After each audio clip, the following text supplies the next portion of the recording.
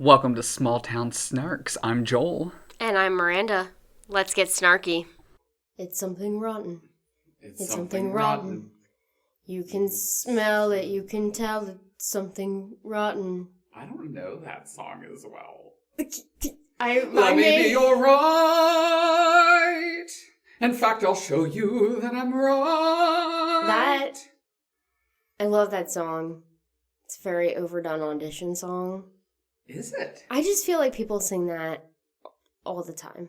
I remember back in the early days of 2015 when Something Rotten opened on Broadway.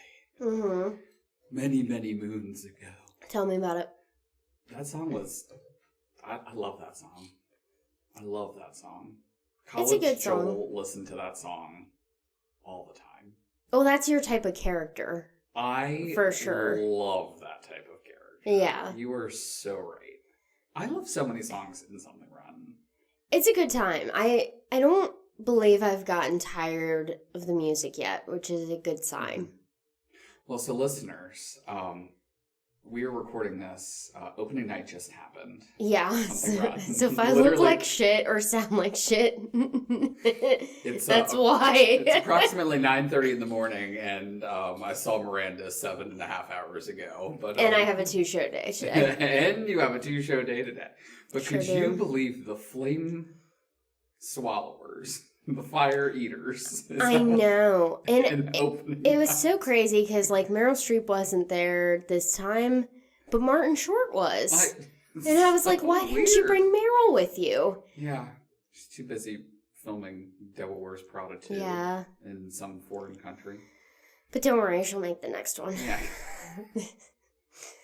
In all seriousness, we had one of the best audiences ever last night. It was such a good audience. It was so good. They were like, you could just tell they were so into it and having a great time. And I feel like you could also tell that a lot of them had not seen the show before. Yes. And for those of you who have seen the show before, there are a lot of like really funny moments. Yes. So they were having a hoot. Mm-hmm.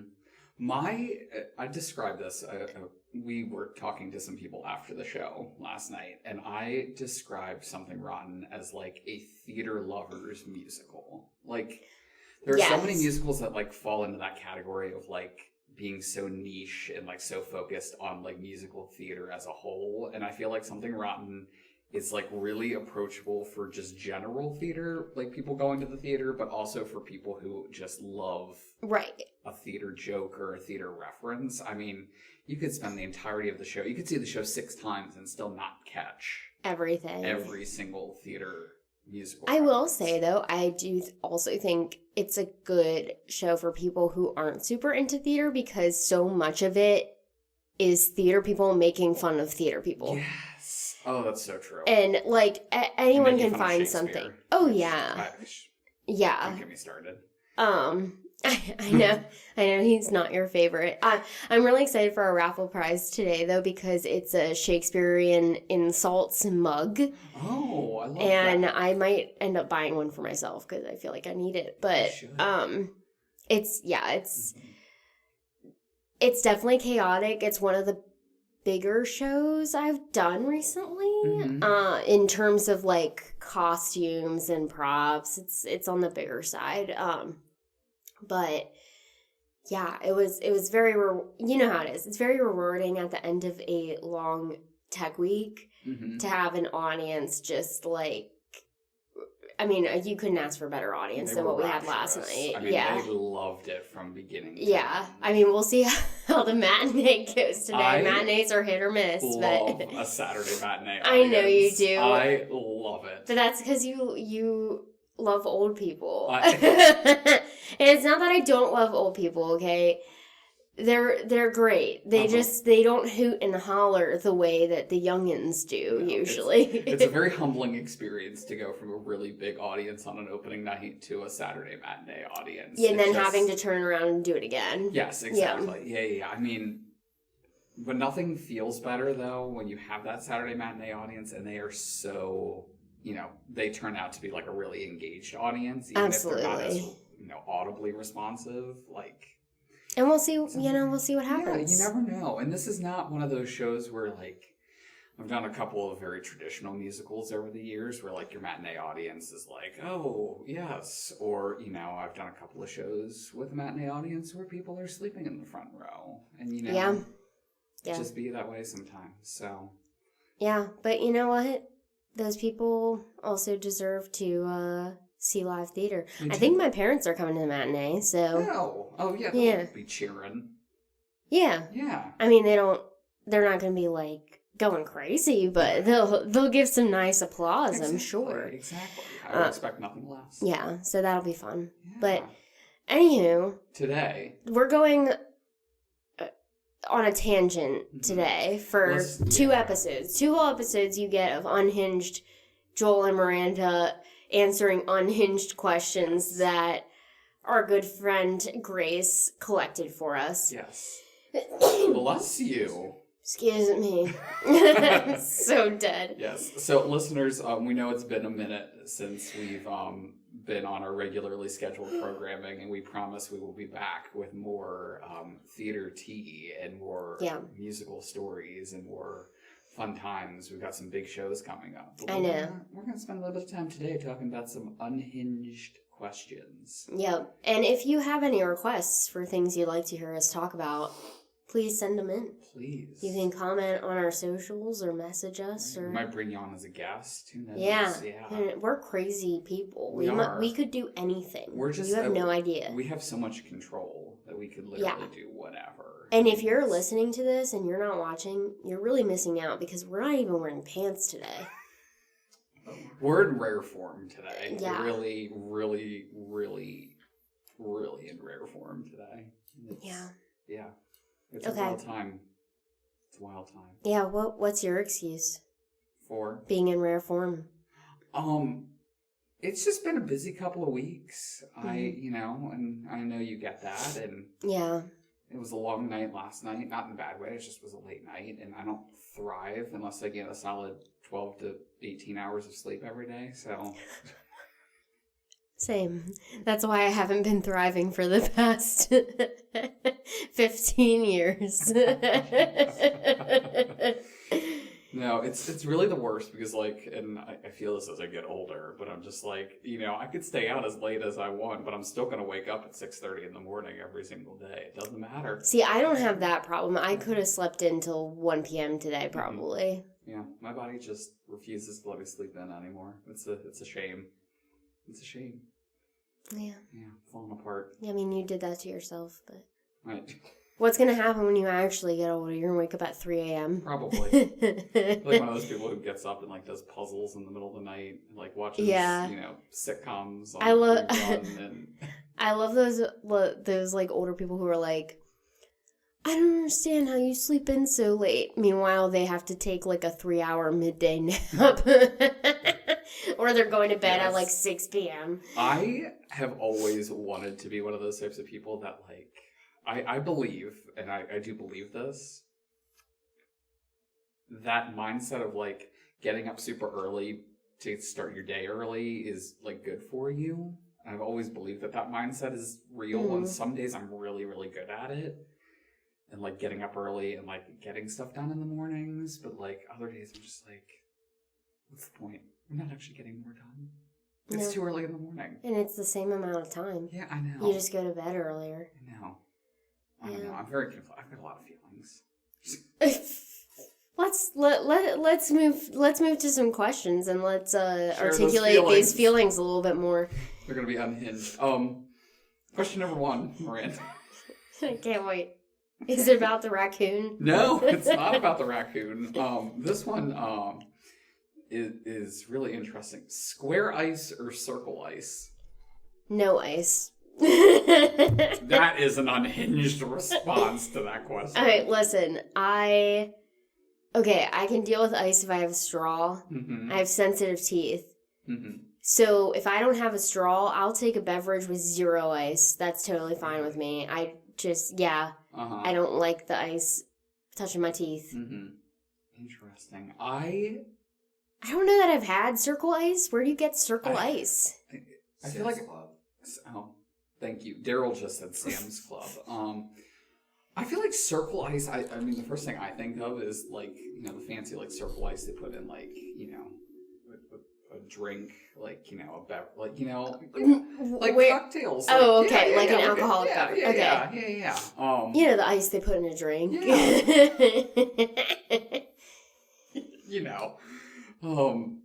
Yeah, I'm a big fan of crushed ice, and that's not an option here. But if I'm gonna get ice, I agree with you. Like, I feel like ice takes up way too much space in a drink. It frustrates me to no end. Like, when everyone... we both said you're drinking iced coffee. I know.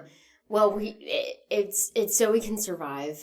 But when I go to McDonald's, and everyone knows the soda at McDonald's is superior. Mm-hmm. I don't know what they're doing over there. I don't know if they're not cleaning the machine, and that's why you get, like, extra syrup or what. I don't know. But it's superior. Mm-hmm. So I go there for my large Diet Coke. Oh, yeah. And whenever they put too much ice in there, I'm like, man, you took some of my Diet Coke away. It's a really sad story, sad situation. Yeah. I really do hate that. Yeah. Didn't realize I had so many feelings about ice. I know. I didn't either. Yeah. I guess I'm going to have to go out and, like, experience Circle Ice. Yeah. Oh. Daryl is bringing up another restaurant that has crushed ice. Circle Ice. Is that Circle Ice? Oh, okay. I don't know. Lots of options out there. Plenty of... It's all water at the end of the day. It is. I'm a big fan of, like, when people make, like, shaped ice for things. Like, that's fun. But, yeah. You're going to ask me for an example of that, and I don't have one. But I didn't know that people did that at all. They do. Shaped ice. Yeah. Oh, like ice sculptures? No, like, shaped ice trays. Oh, Yeah. Okay. Yeah. Like you, like, put in your freezer. Like, if you're not watching this, I just... I just held out an invisible ice tray in front of me. Yeah. No, he actually just pulled an ice tray out from underneath him. He had it this whole time. The whole time. Oh, my. All right, that's it on ice. That's it. All right. Our next question. How do you feel about Disney on Ice? I've never seen Disney on You've Ice. never... Okay, Joel, here's the thing. Yeah. I've been trying to get Dakota to go with me. He's like, no, he's not interested. Mm-hmm. I think we need to go to Disney on Ice because I went when I was a kid and loved it, and I haven't been since, but I've seen some TikTok videos, and it looks like a great time. I personally really do not like ice skating. Why? I think because I fell ice skating once when I was a wee young lad, and since then, I just am not, like... I mean, I'm sure I love Disney, so Disney on Ice, I'm sure I'll... So you don't like watching people who are good at it? You, like, resent them for being good at it? It's kind of like No. I think it's just that, like, trauma of, like, falling, and then I just assume other people are going to fall, and then yeah. Okay, I can understand that. But if they're, you know, belting some Disney song, you know. Have you seen any videos from it? Yeah. Okay. Yeah, uh-huh. I still think we need to go. We'll get, like, the light up stuff that you can, like, hold up while you're watching. Oh, I love and a glow item. Oh, yeah, and we'll get some popcorn, and it'll be a good time. Okay, yeah. Anyway. All right. Our next unhinged question. Favorite theater game, and why is it probably Sardines? Sardines? Sardines. Do you know what they're talking about? I don't know what. Do you know what Sardines is, Daryl? No. A theater game? The fish, yes. The game, no. So I used to... we'll have to ask Grace about this one, because... Is this a Gen Z thing? It Do might they make be, a new game? But I'm also... We used to play a game called Sardines. Like, it was like a hide-and-go-seek game. Did you ever play that? Mm-mm. It was called Sardines because, like, instead of, like, we used to play it as, like a youth group that I was a part of. Okay. Where, like, someone would hide, and then when you found that person, you also had to hide in the same area until everybody found and ended up. And that game was referred to as Sardines, but I don't think I've ever heard of a theater game called sardines before, unless that's what it is. But how many theater companies are playing hide and go seek? I mean, my favorite theater games that I'm aware of, I really like One Word Story. I think that's fun. So you're in a circle and everyone contributes one word to making a story. I also really like, I don't know what the name is for it, but the when everyone closes their eyes and you have to count to a certain number, and if two people say a number at the same time, you have to start over. So I'm more of a fan of like the cast bonding type games, less of the improv games. Improv's just not my thing. I can appreciate it, and I know it's a lot of people love it. They also love the Zip Zap Zop and the a good game of Zip Zap Zop. Yeah, it just stresses me out. But I can appreciate that people enjoy it. I'm just not one of those people. You heard it here first, listeners. Miranda will not be zip zap or zopping. I don't like it when people are like, you gotta play, and I'm like, do I have to though? Because I'm stressed. Yeah, I mean, I would honestly say, like, I appreciate a good improv game. I also really don't like playing Zip Zap Zop. I think it's really effective for, like, thinking on your toes and, like, reacting, and I think it's a really effective theater activity. I don't like doing it, like you said. But yeah, I love a good improv activity. I love, like, I think back to, like, Whose Line Is It Anyway? Like, Props was always, like, one of my favorite games, like, having a random item and, like, trying to come up with, like, another purpose for it. Yeah. Like, those types of games. Big fan. I loved Whose Line Is It Anyway? Yeah. But those are also professional improvisational actors. Exactly. No offense. But occasionally we sit through some bad improv, and it's part of the game. It's part of the process, but it's difficult to enjoy, in my opinion. Yeah, that's fair. Ready for our next question? I'm ready. All right, I really love this question. If you could be stuck in any musical for a week, which one would it be? And which one would you prefer? And then which one would you hate to be stuck in for a week? So, like, stuck performing in it, or, like, stuck in the world of it? In the world of the musical. Ooh, boy.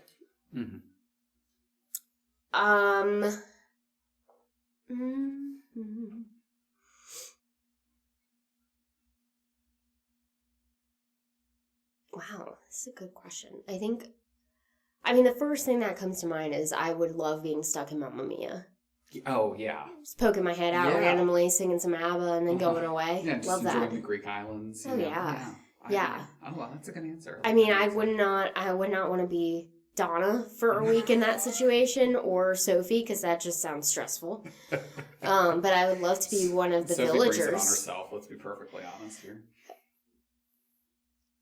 She brought the chaos in. She knew it. Sure. ... She knew it. She knew from the very beginning. But Donna, okay, we're talking about Mamma Mia too early, but Donna also did her dirty by not being open with her. Very, very fair. Very fair. She was like an adult at that point. They should have had that conversation. Just saying. Yeah, What, you're not going to sit down with your kid and be like, here's all the people I've slept with, and here's your potential dad. Okay, this is where things, hot takes right here. Sophie had her journal, and yes, she had a right to know this information, but she knew that it was a chaotic time in Donna's life, and she said, you know what? I'm inviting them all in. We're going to address this problem head on. Bring them all to the island. Well, but...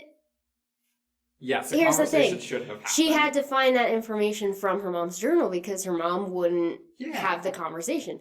If her mom had the conversation, I don't think Sophie would have gone to the extreme of inviting all these people to her wedding. She could have read her mom's journal and said, hey, There are 3 guys mentioned in here. One of them might be my father. Do you know which one? Do you have an idea? They could sing "Slipping Through My Fingers" as they reminisce, and she shares this moment with Sophie before her wedding, and then the end. Like, it could be a one act. She wasn't gonna do that. Donna needed the journey that Mamma Mia took her on. The winner has to take it all. It has to. Okay, so that was I have a splinter and I'm distracted. I hate splinters. I'm just looking at this really unhinged production of Mamma Mia where Donna just, like, Sophie's singing Honey Honey at the beginning of the show with her 2 best friends talking about all of this. And then she goes to Donna and says, "Explain this to me." And then Donna just does, and then it's the end. This slipping through my fingers, and then it's the end. Well, listen, think about it. A lot of musicals would have 0 plot if the characters just talked to each other. It's true. That's a very valid point. Yeah. So I'd be fine with being stuck in there as long as I'm not a main character. Mm-hmm. And then, well, do you want to say what you would like to be stuck Sure, in? yeah, And then we'll go to the bad ones. Yeah, I was on a Wicked kick yesterday, and I don't know what, like, spurred it, but, like, probably just because we're a few weeks away from the second movie. I feel like I could do really well in Oz, just like... Real? I feel like it would be scary to be there during Wicked. I like the first couple, like, the early years, I feel like it'd be a great time. But if you're stuck in the whole musical, you have to go through the whole musical every time. Sometimes life has some highs and some lows. So are you a guard? Or are you a munchkin? Like, what are you? I honestly, living in the Emerald City. Just... Oh, okay. So you just come out for the one number and then you go away. Eat some bonbons. Exactly. You just hear someone screaming and it's just an alphabet just flying through the skies. And you're like, just another Tuesday. Exactly. Call it a day. Okay. Yeah, I just feel like Oz would be a great place. Yeah, and yet, like you said, just you got the one nice number and yeah, you call it a day. Yeah. Mm-hmm. You get to see a wedding. Spoiler alert, there's a wedding. But, literally forgot about that. Yeah, there's a wedding that you get to see in Oz. Yeah, they get all the good stuff. And the horrible stuff, too, yeah. Yeah, they have their moments. Yeah. Yeah. I would hate to be trapped in How to Succeed, but I feel like the audience already knows that, so I feel like I have to come up with something different. I have a double answer for mine. Okay, you go ahead. My first instinct was Les Mis because... Oh my god, yeah. there is no bright light. There's no joy at all. It's just dark depression. So that was my first answer. My second answer, as I'm sitting here looking at our posters up on the walls, living through a week in Spring Awakening, just like that's true. That would be what a time that would be. Yeah, as you were talking, I was like, yeah, I don't think I could live in next to normal just for very just long. In the house with them. Yeah. In the house with the family. Whatever this question means, I can't be in that show for that long. I was just talking to one of our audience members last night about this show, and I was like, yeah, it's on the list. We want to do it. I jokingly, kind of not jokingly, I was like, I need more antidepressants before we tackle that one. It's so hard. I'm ready to miss the mountains. That score is just stunning. Bop it is. Bop, just stunning. I don't know if I would call them bops. And by bop, I mean like catchy. Like there's so many like really solid and really well written songs. Yeah. Yeah. I think that's the answer. Okay. All right. This is a quick question. Okay. Quick question. Quick question. Okay. Would you rather fight one horse-sized duck or 50 duck-sized horses? What? Wait. That's a quick answer, Miranda. One horse-sized duck or 50 duck-sized horses. Wait. the 50 duck-sized horses. Oh. I can't take on one horse-sized duck. That could be terrifying. Like, he could eat you. They call that a geese. In one bite. Daryl, that is not a geese. Like, or a goose. Why'd you say geese? Oh, shoot. I got a C+ in English 101, I'm sorry. What a magical time. I would say 50 duck-sized horses, and here's why. If they're small, I can kick, I can punch. They're, Right. I could take That them. we had the same answer. Yeah. Why did you react that thought way you when I said mine? Oh, yeah. I don't want to fight a horse-sized duck. You did say that 2 seconds ago. That's right. Yeah, we could kick, we could apart. flail, Yeah. we could throw. Yeah. I mean, yeah. I would love to see a horse-sized duck. A horse-sized duck is basically a dinosaur. Yeah. When you think about it. So true. That's so true. Do ducks have teeth? Yeah. Yeah. Do they? I don't want to find out. Okay. I'm just imagining a duck with human teeth. Anyway. Another quick question for you. Okay. Do you, Miranda, No. do you pour your cereal first? Or do you pour the milk first? Cereal, absolutely. Oh, okay. If you pour the milk first, you're going to get splatter when you pour the cereal in there. What are you guys doing? That's serial killer behavior. Daryl, keep it down over there, sir. Yeah, I'm the same way. Yeah. I don't know who, Who wrote that? Who sent that in? And did you send it in because you wanted to be validated? Because no, you need to pour the cereal first. Right. Yeah. Then the ratio would be all off. It'd be a Yeah. whole thing. I mean, someone wants some thoughts. They want to know what's next, Miranda. What's next for what? STS. I'm gonna drop You and me a big surprise. Both. You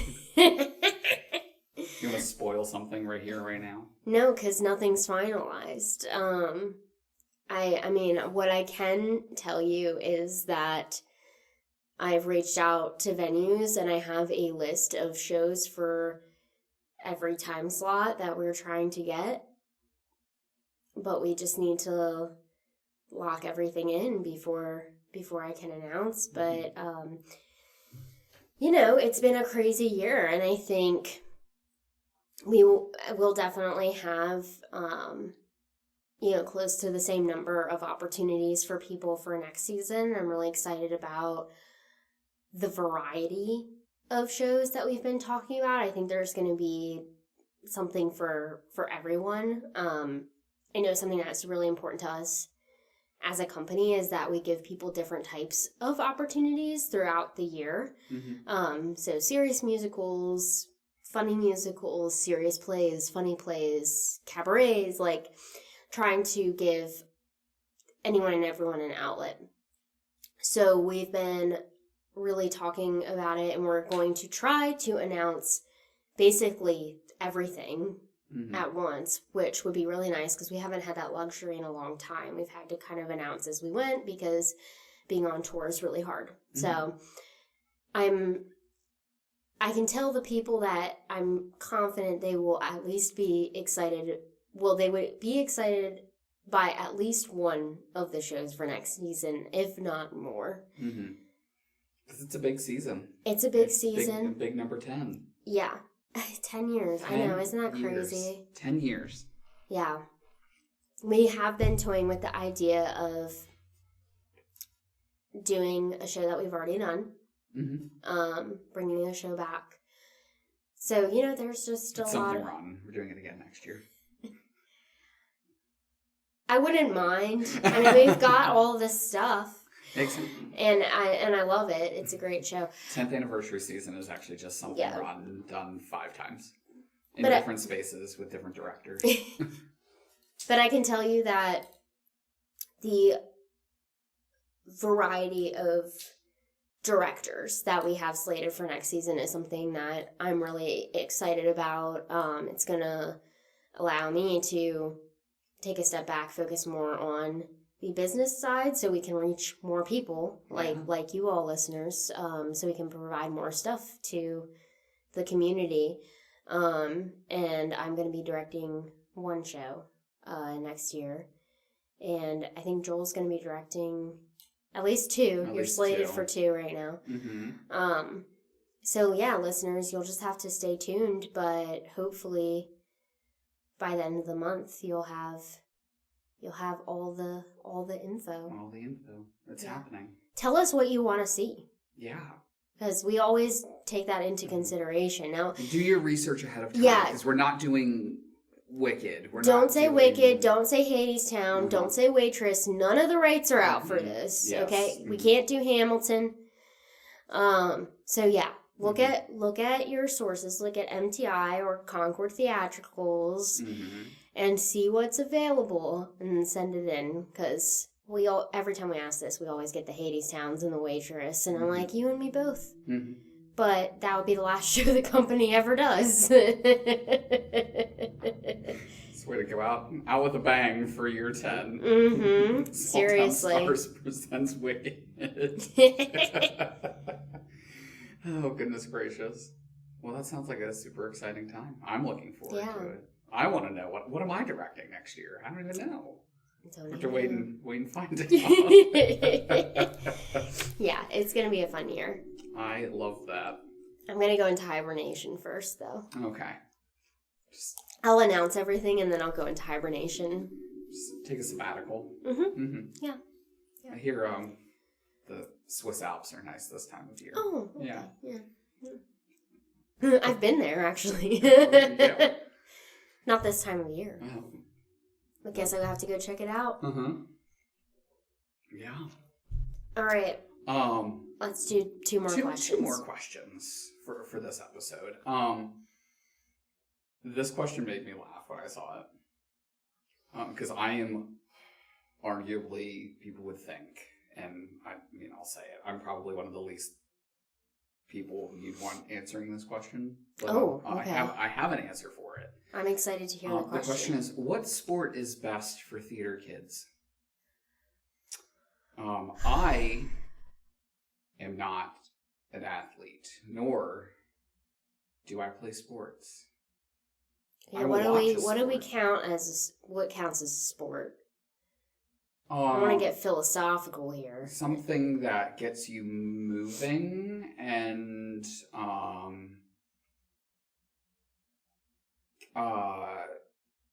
I was just gonna say something that gets you you're active. Okay. So I wouldn't say so like running counts. Running, yeah. And okay. Yeah.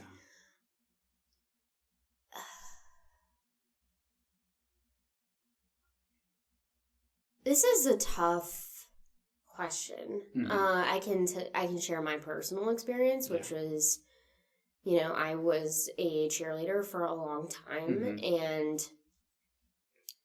to be honest, there are some issues with my body that I'm still dealing with from starting to cheer at such a young age and not using the correct form for everything because I didn't know any better, and I know a lot of young athletes experience that as they get older. However, it gave me skills. Like I can pick up on choreo really quickly because of it. We learned new routines at the beginning of the week and had to perform them at the end of the week. It helped me memorize. It made me a better choreographer, and it taught me a lot about safety protocols, about how you can do tricks and cool stuff, but in a safe way. Yeah. And also with any sport, I think one of the real values there is the discipline. And with theater, you do need a lot of discipline. I was just talking to someone about this the other day, someone in my cast.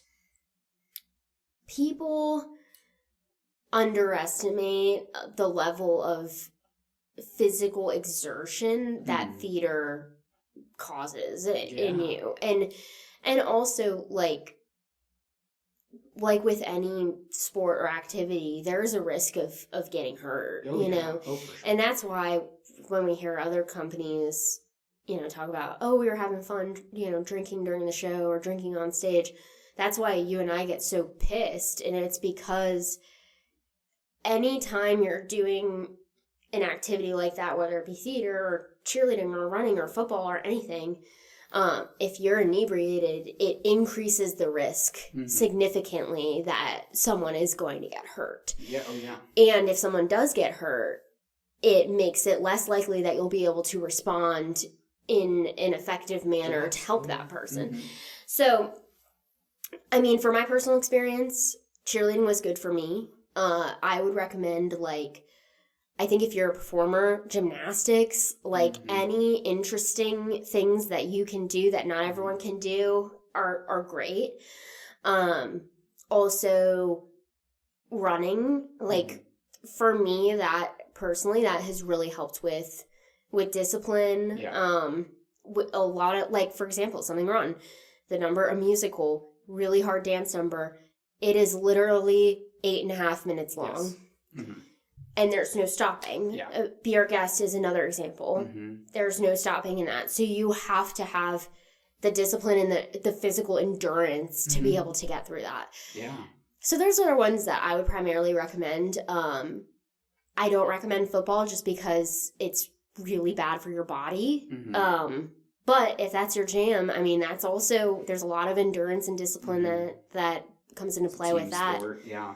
Yeah, team sports. Yeah, that's an interesting point there as well.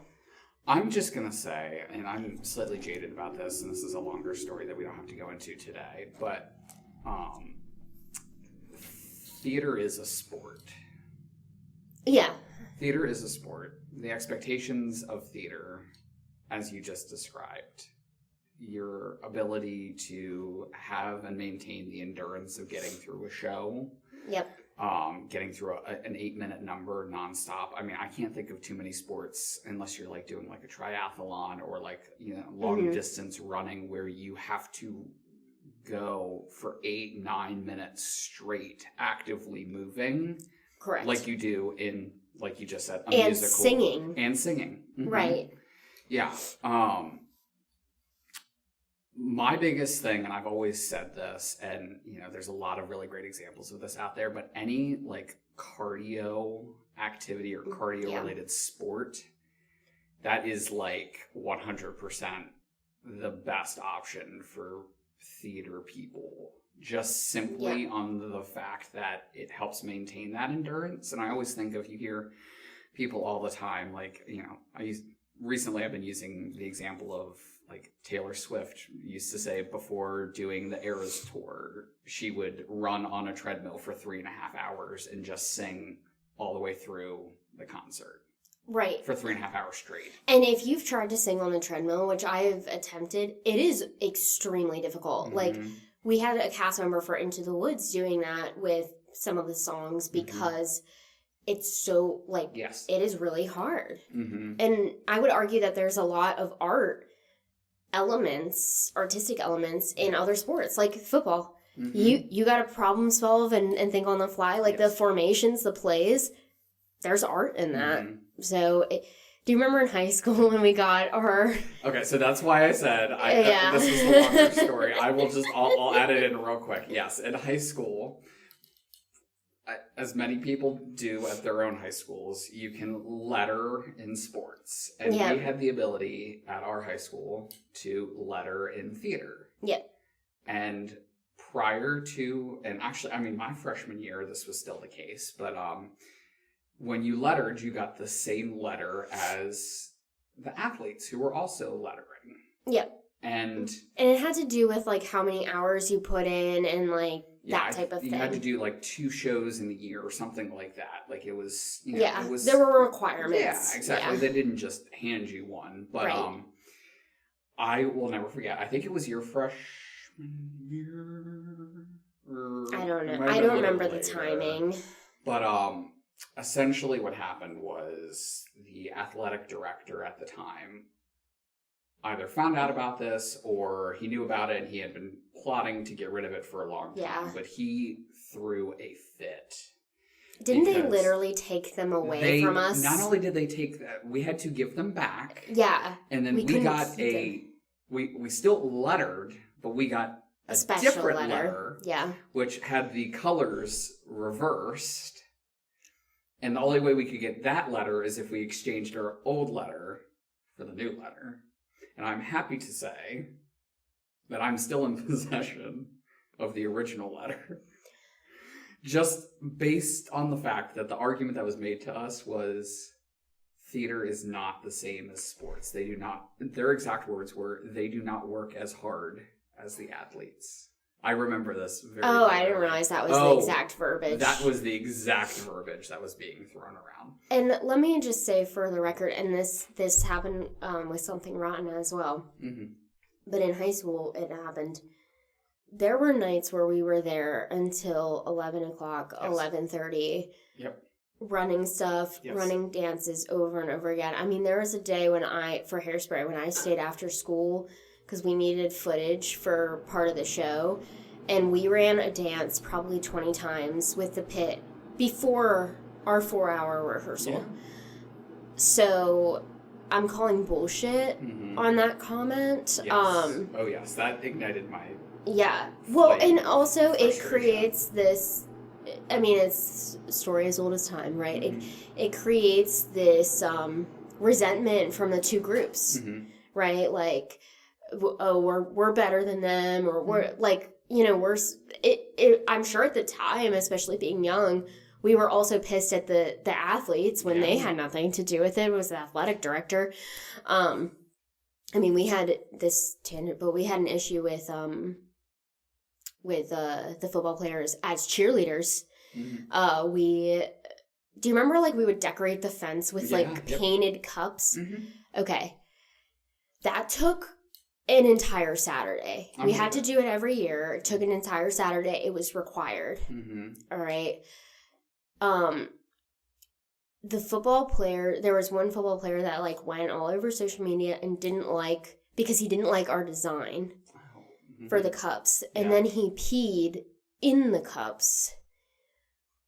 And he also said some mean things like cheerleading, you know, it's not a sport, like, this is the only thing they do, why didn't they do it right, like, a lot of things. And then... Those are some big feelings about cups. Correct. What pissed me off the most is if one of us would have done that about one of the football players on social media, we would have had to sit out at least one game. He didn't have to sit out any games. He just had to come apologize to us. And we weren't allowed to say anything back to him. That sounds right. Yeah. So anyway, there's a lot of stupid politics in these types of things. But just know, if you're a theater person, Joel and I respect the hell out of you. And we respect it at the level, you know, of athleticism that, you know, we consider any other sport. And sports people, you're artists in your own way as well. So yeah. I think we call it. Oh, I was gonna say, let's do one more. One more. One more. We said two. Okay, quick one. This is a really quick one. Really quick one. This question is name a Broadway voice you currently have a crush on, like the voice, like a voice that you love.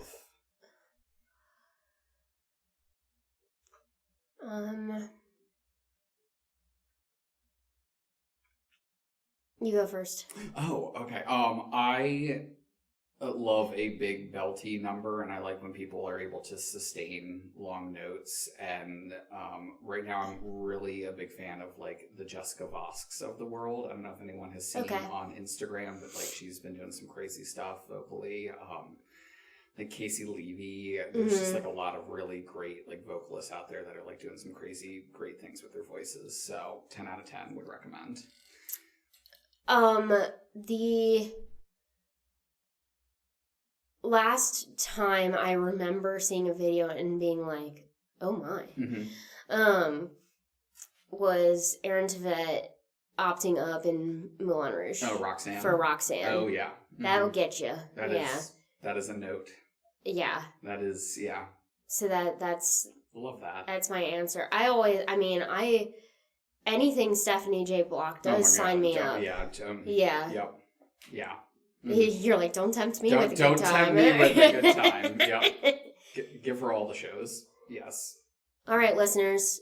We'll be back with some more unhinged questions. We will. I hope you like this chaos. That's what it was chaos. Yeah, stay snarky. Send us some stuff. Yes. All right. Bye. Bye. And that's a wrap. Thanks for getting snarky with us. We'll see you later. See you next time.